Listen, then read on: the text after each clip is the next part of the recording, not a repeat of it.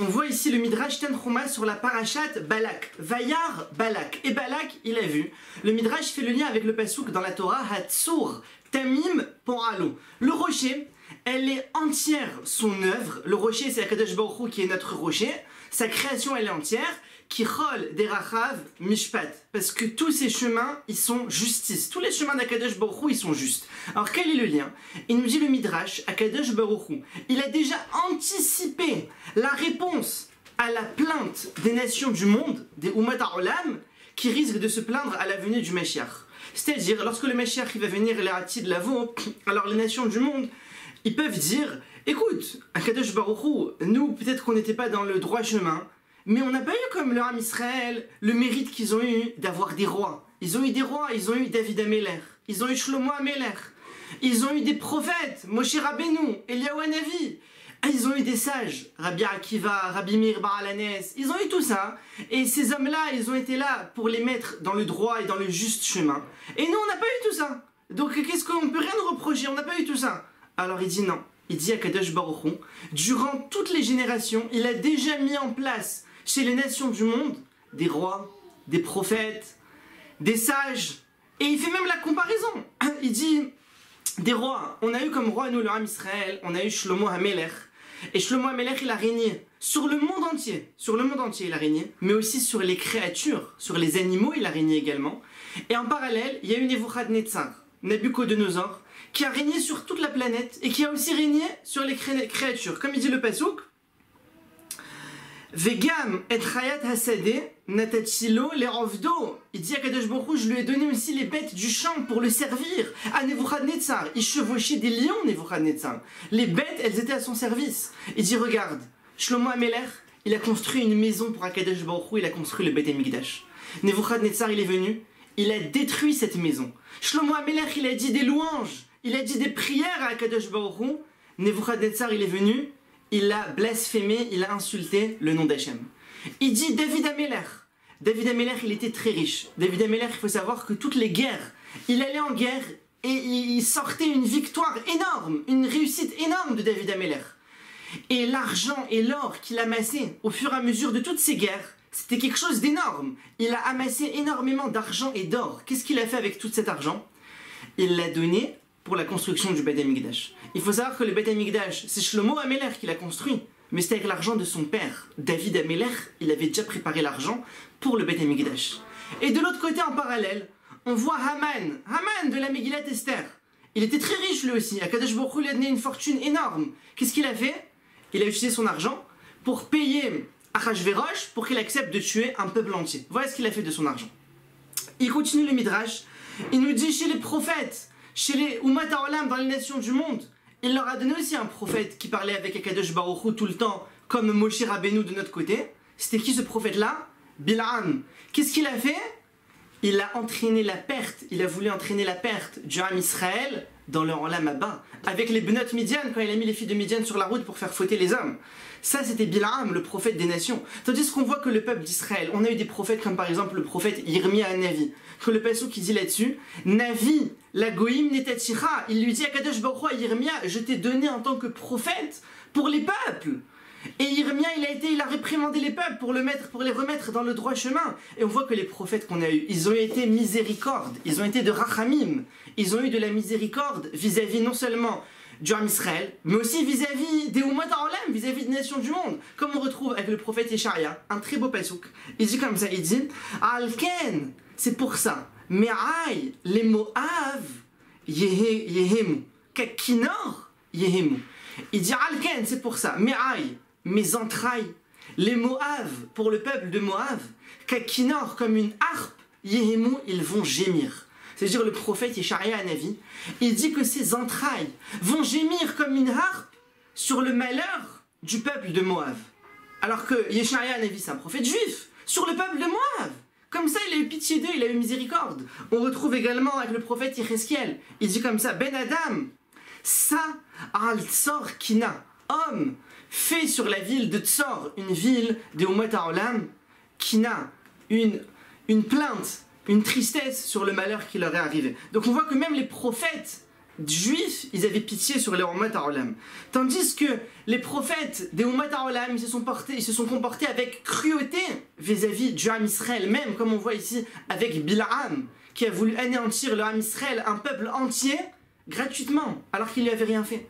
Et de l'autre côté, en parallèle, Moshe Rabbeinu, qui a été le dirigeant du Ham Israël. Et donc il dit le Midrash, c'est pour ça qu'on a cette paracha de Balak, pour bien nous faire voir que Akadosh Baruch Hu, il a aussi donné aux nations du monde, aux Ummat Ha'olam, des prophètes comme Bil'am, et qui n'auront pas de quoi dire les Hatid Lavo au moment du Mashiach.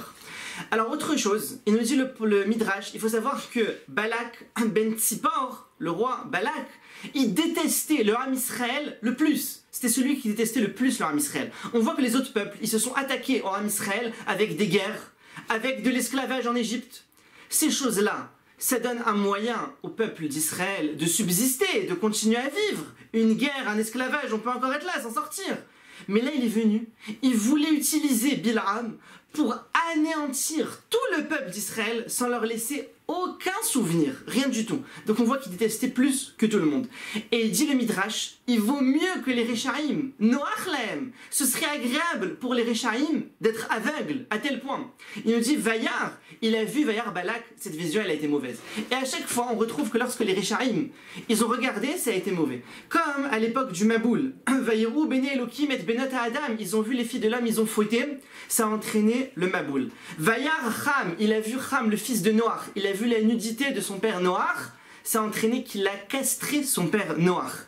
Vaïro Otosar et parents, les ministres de Pharaon, ils ont vu Sarah. Ils ont pris Sarah, la femme d'Abraham Avinu, alors qu'elle était mariée, ils ont voulu la donner à Pharaon. Ça a entraîné aussi quelque chose de mauvais. Vayarota Shechem ben Hamor, il l'a vu Shechem, il a vu Dina, la fille de Yaakov, il a été avec elle de force. Donc on voit Vayar Balak, et il a vu aussi Balak. On voit que les Réchaïm, leur vision, elle est mauvaise. Il dit le Midrash, mieux vaut qu'ils soient aveugles plutôt qu'ils voient. Et Vayagor Moav, on voit dans la suite de cette peur qu'ils ont eu, il donne le Midrash un exemple, il donne une parabole. Il dit c'est l'exemple d'un roi qui a pris des gardes très très puissants pour le garder. Et voilà que sont venus des troupes adverses et en quelques secondes, ils ont massacré ces gardes. Alors le roi il se dit mais si déjà les gardes que je payais pour me garder se sont fait tuer comme ça, quelle est ma chance à moi? Il dit c'est la même chose. Balak, il payait Sichon et Og, les deux géants très puissants, ils étaient payés par Balak. Ils sont venus là à Israël, ils les ont tués. Balak s'est dit si eux ils ont été tués, alors moi j'ai aucune chance. Vayagor, et c'est pour ça qu'il a eu peur, Vayagor Moav. Pourquoi est-ce que Moav, ils avaient autant peur? Il dit concernant Ammon, vous savez il y avait Ammon et Moav, c'était deux peuples, Ammon et Moav, qui vivaient l'un à côté de l'autre. Ils étaient dans un territoire à côté. Et Ammon, quand les Juifs ils se faisaient voir devant Ammon, Akadosh Baruch Hu, il leur a interdit de faire peur aux gens de Ammon. C'était interdit. Vous leur faites pas peur, ni de guerre, ni vous leur faites peur. Donc ils voyaient un Juif tout gentil, avec un talit, tout mignon, ils n'avaient pas peur. Et Moav, quand c'était des gens de Moav qui voyaient un Juif, alors le Juif il le voyait, il avait un pistolet, un couteau, une lance, et ils étaient terrifiés les gens de Moav, à tel point qu'ils rentraient chez eux et ils fermaient leurs murailles à double tour sans sortir. Et c'est ça qui est écrit Vayagor. Ils ont une peur, et Vayagor, il s'interprète aussi de la même racine, comme il a été dit dans Michelet, chapitre 10, Oger Bakaït ben Maskil. Oger Bakaït, celui qui amasse la récolte en été, celui-là il est intelligent, parce que va venir l'hiver, et il aura de quoi manger. Et là-bas, quel est le mot qui a été employé? Oger, celui qui amasse la récolte. Et là, Vayagor, ils ont eu peur, ils se sont amassés dans leur ville, et ils ont fermé, pour ne pas que le Ham Israël vienne les tuer.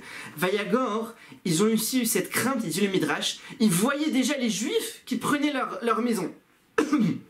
C'est-à-dire, ils se disaient dans un mois, dans quelques jours, ma maison là où j'habite, il va y avoir les Juifs qui vont venir la prendre. Et ils voyaient son champ, ils se disaient mais mon champ, ils vont venir, ils vont le cultiver à ma place. Et ils en étaient terrifiés, les gens de Moab. Vayakot, à tel point que Vayakot, ils en étaient dégoûtés. Et il dit le Midrash, Vayakot, ça vient du mot kot. Kot, c'est une épine, une ronce. Ils se voyaient comme des ronces aux yeux du Ham Israël. Ils se sont dit, nous on est des ronces, ils vont venir, ils vont nous enlever, ils vont nous éjecter de là. Comme ça ils se voyaient, Vayakot. Vayomer, Moav, El Zikne Midian. Et là, Moav, il s'adresse aux anciens de Midian. Mais qu'est-ce qu'ils voulaient Moav aux anciens de Midian? Alors il dit, ils ont été intelligents. Ils se sont dit, attends, ce peuple-là, viens on analyse. D'où ils sortent? Qu'est-ce qu'ils font? C'est quoi leur guerre? Comment ils emportent? Ils ont dit, on voit que toute leur guerre, ils gagnent de manière surnaturelle. À chaque fois, c'est des miracles. Ils ont dit, c'est qui leur dirigeant? C'est Moshe Rabbeinu. Bon alors d'où il vient leur dirigeant? Viens, on enquête sur leur dirigeant. Il vient de Moab. Il vient de Midian. Il vient de Midian. Ils ont dit, on va consulter les Ikné Midian, les anciens de Midian, et ils vont nous dire d'où est-ce qu'elle est la force de Moshe Rabbeinu. Ils ont été les consulter, les Ikné de Midian, et ils leur ont dit, vous savez, Moshe Rabbeinu, il est très musclé. Quoi, il est pas musclé avec les bras. Il est musclé avec la bouche. Ils ont dit, la force de Moshe Rabbeinu, elle est dans sa bouche. Alors quand ils ont entendu ça, Moab, ils se sont dit, on va aller prendre un homme, on va louer un homme, que lui aussi sa force elle est dans sa bouche, il s'agit de Bil'am. Il s'est dit comme ça, on aura une chance peut-être de s'en sortir face au Ham Israël. Alors il dit le Midrash, on sait que Moab et Midian, c'était deux peuples qui se querellaient tout le temps. Ils étaient tout le temps en train de se battre, de se quereller, ils s'aimaient pas du tout. Et là on voit les gens de Moab, ils vont à Midian, ils font un plan ensemble. Qu'est-ce qui se passe? Il dit c'est l'exemple de deux chiens qui se querellaient tout le temps ensemble. Un jour est venu un loup, il a commencé à attaquer un des chiens. Alors le deuxième, il devrait être content, ah, enfin celui que j'ai toujours voulu, voilà maintenant il va se faire manger. Non, le deuxième chien il est venu l'aider. Pourquoi? Parce qu'il s'est dit, si le loup il mange le premier chien, après qu'est-ce qu'il va rester? Il va rester que moi. Et il va se retourner contre moi, il va manger le deuxième chien. Alors ils se sont associés ensemble face au loup. Il dit c'est la même chose. Moab et Midian, ils se sont associés ensemble contre le Ham Israël. Il dit si il me tue à moi, il va se retourner contre lui. Peut-être que les deux ensemble, on réussira. Et là le Passouk, il compare la venue du Ham Israël qu'il chor achor. Il dit c'est comme ce que le taureau, il broute. Pourquoi est-ce que tu compares le Ham Israël au taureau qui broute? Ils se sont dit comme ça. De même que le taureau, lorsqu'il a brouté quelque part, il a mis sa bave dans l'aliment, dans l'herbe, alors il n'y a plus de bracha. Ce qui reste, ça va automatiquement, ça va pourrir. Alors ils se sont dit c'est la même chose. Ce peuple-là, celui qui s'attaque à ce peuple-là, il n'a pas de bracha. Il ne peut pas s'en sortir. Et deuxième point, de même que le taureau, toute sa force, elle est dans les cornes, alors tout ce peuple-là, sa force, elle est dans la tfila. Comme il est dit dans le Passouk, Karné Rehem Karnav, ce sont des cornes de bélier, les cornes du Ham Israël, Bahem, avec elle, Amim Yenagar. Il va encorner les peuples. C'est-à-dire le Passouk, il nous dit que le Ham Israël va encorner les peuples avec des cornes qui sont comme des cornes de bélier. Or, on sait que les cornes de bélier, elles sont pas très costauds, elles sont pas très puissantes, c'est pas des cornes de taureau. Alors pourquoi on dit ça? Il dit forcément, il ne s'agit pas de cornes, il s'agit de la tfila. Le Ham Israël, il va encorner avec cette fille-là.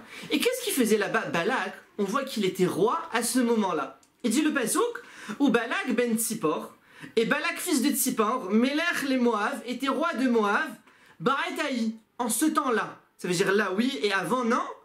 Il dit le Midrash, il faut savoir que Balak c'était un Nessir, c'était un prince, un noble, quelqu'un de haut placé, mais pas un roi. C'était pas un roi. Comment il a atterri roi? À ce moment-là, quand les Ham Israël ils sont venus, ils ont eu peur, ils avaient plus de roi. Sichon a été tué. Alors dans l'empressement, dans la panique, ils ont nommé qui roi? Ils ont nommé Balak. Et c'est pour ça qu'il y a écrit Ba'etaï. En ce moment-là, il était roi, pas avant. Maintenant, ils l'ont nommé pour l'occasion, pour se défendre du Ham Israël. Alors Tevorechou, Mipia Elion, soyez bénis de la bouche d'Hachem. À bientôt.